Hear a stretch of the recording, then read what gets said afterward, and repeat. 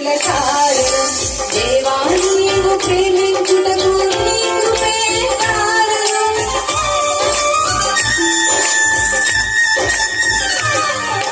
మనిషిని ప్రేమించుటకు శాతం మూల కారణం